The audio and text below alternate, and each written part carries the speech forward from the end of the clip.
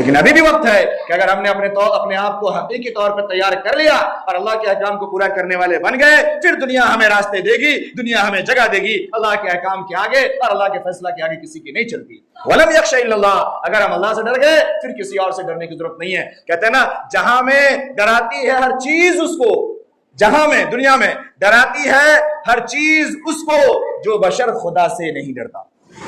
جو اللہ سے نہیں ڈرتا پھر اسے ہر چیز سے ڈر لگتا ہے۔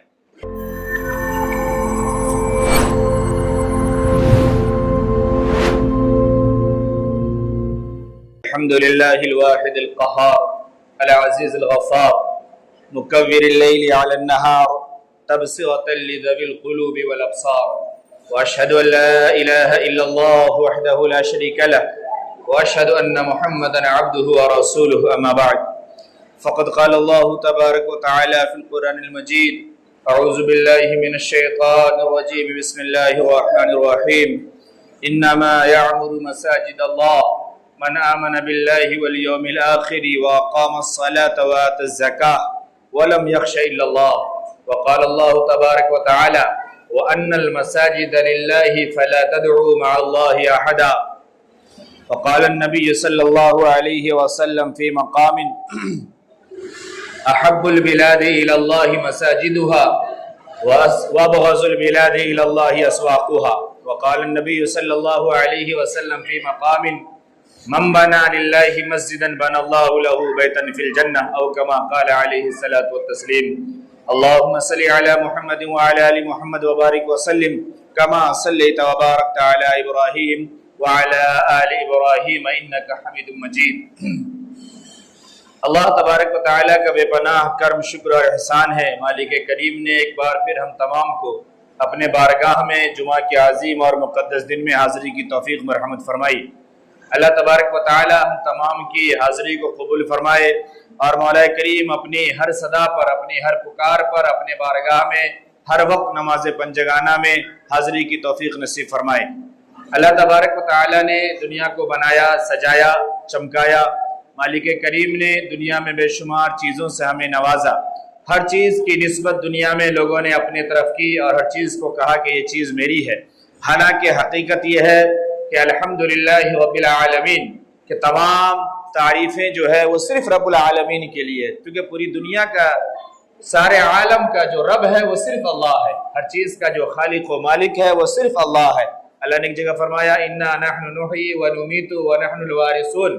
کہ ہم تمہیں زندگی بھی دیتے ہیں، پھر ہم تمہیں موت بھی دے دیتے ہیں، اور بالآخر تمام چیزوں کے مالک اور تمام چیزوں کے حقیقی ذمہ دار وہ ہم ہی ہیں۔ دنیا میں کوئی کسی چیز کے لیے یہ اللہ نے اسے عارضی طور پر عطا کیا ہے، ایک محدود مدت کے لیے عطا کیا ہے، پھر اتنے وقت کے بعد وہ ہم اور آپ خود ہی دنیا سے چلے جائیں گے، اور پھر وہ چیز دوسرے کی طرف منتقل ہو جائے گی۔ وہ چیز ہماری اور آپ کی باقی رہنے والی نہیں ہے۔ ہمارے اور آپ کے باقی رہنے والی جو چیز ہے اس کا نام ہے ایمان، کہ ایمان ہمارے اندر کیسا ہے، کس درجے کا ہے، یقین کیسا ہے، اور اعمال صالحہ ہمارے کیسے ہیں، ہم نے کیسا عمل کیا ہے، ہم نے اپنے لیے کیا تیار کر کے رکھا ہے، وہ چیز صرف ہمارے لیے کارآمد چیزیں ہیں۔ میں نے قرآن مقدس کی جو الگ الگ آیتوں کے ٹکڑے پڑھے، اللہ رب العالمین نے اس میں مساجد کے تعلق سے بیان فرمایا، مساجد کے تعلق سے چند چیزوں کا ذکر کیا۔ اللہ نے فرمایا، اللہ نے مسجد کا ذکر اپنی نسبت کے ساتھ کیا، اللہ نے مسجد کی نسبت اپنی طرف کی۔ فرمایا: انما یعمر مساجد اللہ، یہ مساجد جو ہیں یہ اللہ کی ہے، مساجد یہ اللہ کے گھر ہیں، مساجد یہ اللہ کا ہے، یہ مسجدیں جو ہیں یہ کسی اور کی نہیں ہیں۔ مساجد کی نسبت اگر کسی آدمی کی طرف بھی ہے، اگر کسی نے کسی اپنے نام سے بھی اگر مسجد کا نام رکھ دیا تو وہ مسجد اس کی نہیں ہوتی، مسجد اللہ کی ہی ہے اور اللہ کی ہی رہے گی، وہ کسی آدمی کی نہیں ہوتی۔ چاہے وہ ہم کسی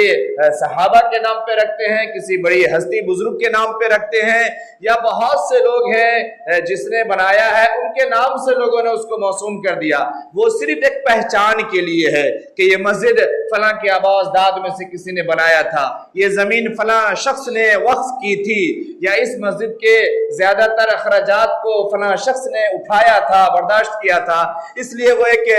نشانی کے طور پر، ایک پہچان اور ایک علامت کے طور پہ وہ نام رکھ دیا جائے وہ رکھ دیتے ہیں، لیکن اس کا معنی یہ نہیں ہوتا کہ جس کے نام سے وہ بورڈ لگا دیا گیا ہے، جس کے نام سے وہ مسجد مشہور ہو گئی ہے، وہ مسجد اس کی ہے، یہ نہیں ہے۔ مسجد جب اللہ کے لیے وقف کر دی گئی اور مسجد میں آپ نے 1 روپے یا 1 لاکھ روپے اللہ کے لیے وقف کر دیا تو پھر وہ چیزیں اللہ کی ہوگی، اس کا معاملہ اور اس کے اجر و ثواب کا معاملہ یہ آپ کا اور اللہ کا ہے۔ اللہ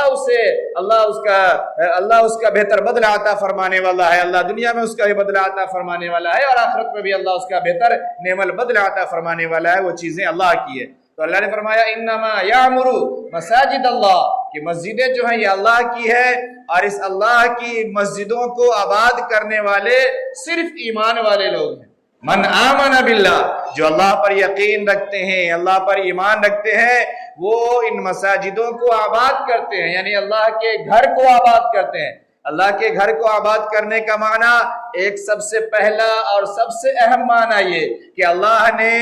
جتنے وقت میں جو کام کرنے کا حکم دیا ہے اس کام کے لیے اللہ کے صدا پر اللہ کے گھر میں حاضر ہوتے ہیں، اللہ کے گھر میں آباد کرتے ہیں، اللہ کے گھر میں پہنچتے ہیں، اللہ کے نام کو لیتے ہیں، اللہ کے احکام کو پورا کرتے ہیں، نمازیں ادا کرتے ہیں، سجدہ ادا کرتے ہیں، ذکر و تلاوت کرتے ہیں، اللہ کو یاد کرتے ہیں۔ اللہ نے قرآن میں فرمایا مساجد یذکر فیہا اسم اللہ کثیرا، مساجد وہ ہے جس میں اللہ کا نام لیا جائے، اللہ کو یاد کیا جائے، اللہ کا ذکر کیا جائے اور خوب کیا جائے، بہت کثرت سے کیا جائے، وہ مسجد ہے۔ مسجد وہ نہیں ہے کہ صرف رسمی طور پہ اذان ہو جائے، رسمی طور پہ چند لوگ جن کو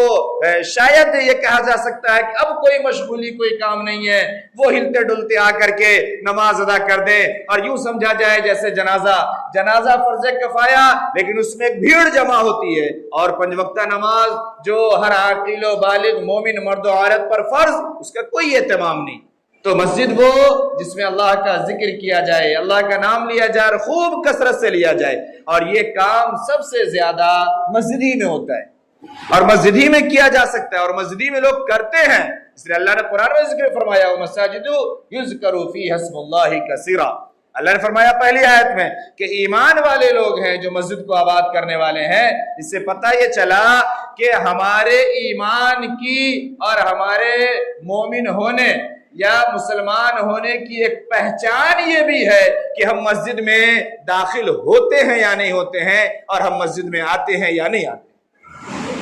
میں اس طریقے کا جملہ بارہا کہتا ہوں، لوگ کہتے ہیں کہ کیا کہتے ہیں، نہیں، حقیقت یہ ہے صرف مسلمان کہلا لینا، مسلمان کے گھر میں پیدا ہو جانا، ایمان والے محلے میں رہ لینا اور پھر اپنے کو ایمان کا دعوے دار سمجھنا یہ کافی نہیں ہے،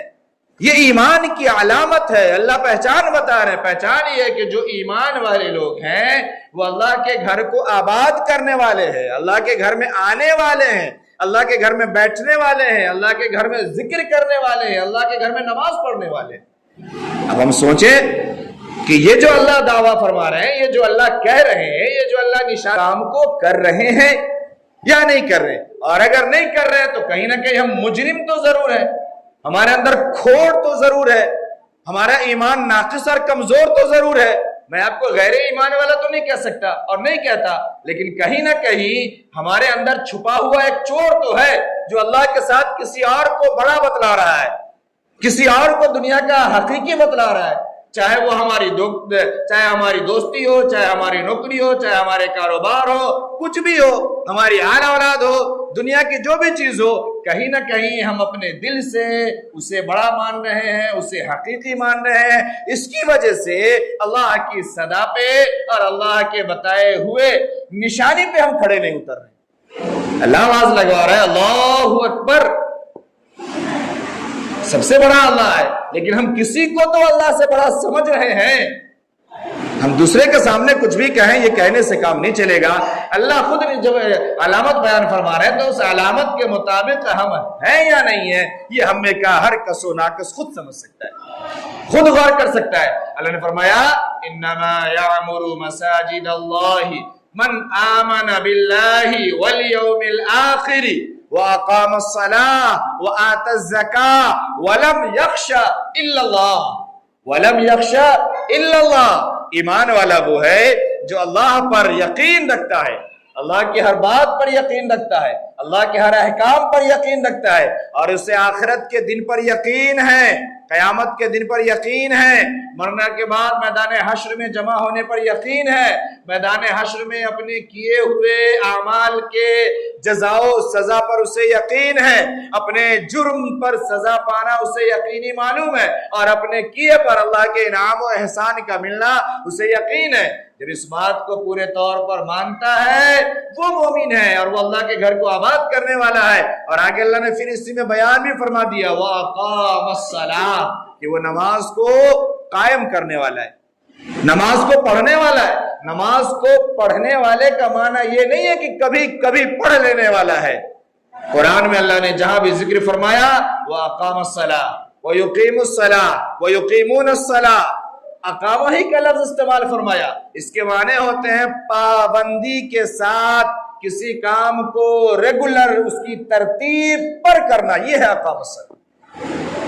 اللہ نے 5 وقت اگر ہمیں حکم دیا ہے اور روزانہ حکم دیا ہے تو اسے 5 وقت ادا کرنا، روزانہ ادا کرنا، یہ ہے اقامہ الصلاۃ۔ اقامہ الصلاۃ یہ نہیں ہے میرے بھائی جمعہ کو ہم آ جائیں گے، اور اب جمعہ کو ہی بہت مشغولی تھی، کورٹ کا معاملہ تھا اور فلاں کام تھا تو جمعہ بھی چھوڑ دی، اب تو عیدے میں آ جائیں گے، خالی بقرعیدے میں آ جائیں گے۔ اس کا نام اقامہ الصلاۃ نہیں ہے۔ اس سے پتہ یہ چلا کہ ہم اللہ جو ہمیں یہ نشاندہی کر رہے ہیں کہ ایمان والا ہے وہ نماز پڑھنے والا بھی ہے اور مسجدوں کو آباد کرنے والا بھی ہے۔ یہ دنیا کی نظر میں ہم ہو سکتے ہیں ایمان والے، اللہ کی نظر میں تو ہم نہیں بن پا رہے ہیں، اللہ کے کھاتے میں تو ہمارا نام نہیں آ پا رہا ہے۔ اس لیے ہم اپنے ایمان کی فکر کریں۔ تو مسجد کے آباد کرنے کا ایک معنی یہ، میں اگلا جملہ کمپلیٹ کر دوں پھر دوسرا معنی بتاتا ہوں۔ ایک یہ نماز بھی پڑھتے ہیں، اللہ پر اور آخرت کے دن پر یقین رکھتے ہیں، وہ لوگ مسجد کو آباد کرنے والے ہیں۔ وَأَقَامَ الصَّلَاةَ وَآتَى الزَّكَاةَ، اور اپنے مال میں سے جو مستحق حصہ ہے وہ بھی نکالتے ہیں۔ ایک تو مال کا وہ خاص حصہ ہے زکوٰۃ کی شکل میں، وہ بھی نکالتے ہیں۔ دوسرے زکوٰۃ کا کبھی کبھی اطلاق اور کبھی کبھی معنی اس لفظ پر بھی ہے کہ وہ جو اس کے مستحق حصے بنتے ہیں وہ بھی ادا کیا جائے، وہ بھی دیا جائے۔ ایک تو وہ زکوٰۃ ہے جو فکس زکوٰۃ ہے کہ زکوٰۃ ادا کرنی ہے، دوسرے وہ جو ہم نفل خرچ کرتے ہیں، صدقات کرتے ہیں، امداد کرتے ہیں، اس میں بھی کبھی اس کا اطلاق ہوتا ہے۔ کیوں؟ یہ مالوں کو صفائی کرنے کے لیے، مالوں کو ٹھیک کرنے کے لیے۔ اس لیے اقام الصلاۃ وآتی الزکاۃ، اور یہ لوگ نماز بھی قائم کرتے ہیں، زکوٰۃ بھی دیتے ہیں، آخرت کے دن پر یقین بھی رکھتے ہیں، اللہ پر یقین رکھتے ہیں، اور کام کیا کرتے ہیں؟ مسجد کو آباد رکھتے ہیں۔ ان کاموں کے ذریعے سے، اپنے ایمان کے ذریعے سے اور اعمال کے ذریعے سے مسجد کو قائم رکھتے ہیں۔ اور آگے اللہ نے جملہ فرمایا، کتنا زبردست فرمایا، وَلَمْ يَخْشَ إِلَّا اللَّهُ۔ جملے کو سمجھیے، اتنے چھوٹے سے جملے میں اللہ نے کیا بات کہی، فرمایا وَلَمْ يَخْشَ إِلَّا اللَّهُ، اور ایسا شخص اللہ کے علاوہ کسی سے نہیں ڈرتا، کسی سے نہیں ڈرتا۔ اگر نماز کا وقت ہے، اگر ایمانی تقاضے کے بول دیے گئے ہیں، اگر ایمانی تقاضے کے مطابق کوئی پکار اگر لگ گئی ہے تو اب کسی اور کا خوف نہیں ہے، کسی اور کا ڈر نہیں ہے، اب اللہ کی اس صدا پہ لبیک کہنا پڑے گا، اور اللہ کی اس صدا پہ وہ لبیک کہتے ہیں، ہر کام کو آگے اور پیچھے کرتے ہیں، اللہ کے احکام کو آگے اور پیچھے نہیں کرتے۔ وَلَمْ يَخْشَ إِلَّا اللَّهُ، ایسے شخص کو اللہ کے علاوہ کسی کا ڈر نہیں ہے، کسی کا خوف نہیں ہے۔ وہ اگر دکان کھلی چھوڑ دے اللہ محافظ ہے، کچھ ہونے والا نہیں ہے۔ اگر وہ اپنی نماز کو ادا کرنے پہ آ جائے، اللہ کے گھر کو آباد کرنے پہ آ جائے، ہر جگہ اس کے لیے راستے نکلتے ہیں اور نکلیں گے۔ آج جو حالات کے ہم شکار ہوئے ہیں، آپ تھوڑے سال پہلے جائیں تو اس طریقے سے ہم حالات کے شکار نہیں تھے۔ کیوں؟ ہمارے آبا اجداد کرنے والے تھے تو غیر جگہ فراہم کرتا تھا، غیر چیزیں فراہم کرتا تھا، غیر لوٹا لا کے دیتا تھا، غیر پانی لا کے دیتا تھا، نہیں آپ کیجئے، اور اس سے خاص محبت بھی تھی، خاص عقیدت بھی تھی، اور وہ یہ بھی کہتا تھا کہ میرے لیے بھی دعا کیجئے گا، میرا نام بھی مالک کے سامنے لیجئے گا۔ لیکن جب ہم دھیرے دھیرے دھیرے دھیرے اللہ کے گھروں سے دور ہوتے گئے، اعمال سے دور ہوتے گئے، پھر اللہ نے اتنا دھتکارا کہ اب کہیں پہ کچھ کرنا بھی چاہتے ہیں تو اب حالات کے شکار ہو جاتے اور نہیں کر پاتے۔ لیکن ابھی بھی وقت ہے، کہ اگر ہم نے اپنے آپ کو حقیقی طور پر تیار کر لیا اور اللہ کے احکام کو پورا کرنے والے بن گئے، پھر دنیا ہمیں راستے دے گی، دنیا ہمیں جگہ دے گی۔ اللہ کے احکام کے آگے اور اللہ کے فیصلہ کے آگے کسی کی نہیں چلتی۔ وَلَمْ يَخْشَ إِلَّا اللَّهُ، اگر ہم اللہ سے ڈر گئے پھر کسی اور سے ڈرنے کی ضرورت نہیں ہے۔ کہتے ہیں نا، جہاں میں ڈراتی ہے ہر چیز اس کو، جہاں میں دنیا میں ڈراتی ہے ہر چیز اس کو جو بشر خدا سے نہیں ڈرتا۔ جو اللہ سے نہیں ڈرتا پھر اس سے ہر چیز سے ڈر لگتا ہے، پھر وہ چھوٹی چھوٹی چیزوں سے ڈرتا رہتا ہے۔ لیکن جو اللہ سے ڈرتا ہے وہ جانتا ہے کہ اس کا راستہ نکالنے والا، اس کا پیدا کرنے والا، یہ حالات لانے والا، ان چیزوں کو دینے والا، یہ سب اللہ ہے اور ہمارا رابطہ اللہ سے ہے۔ اللہ کا اگر یہی فیصلہ ہے تو ٹھیک ہے، ورنہ اللہ ہمارے لیے بہتر فیصلہ کرنے کے لیے سب سے بڑا حکم الحاکمین موجود ہے اور بیٹھا ہے۔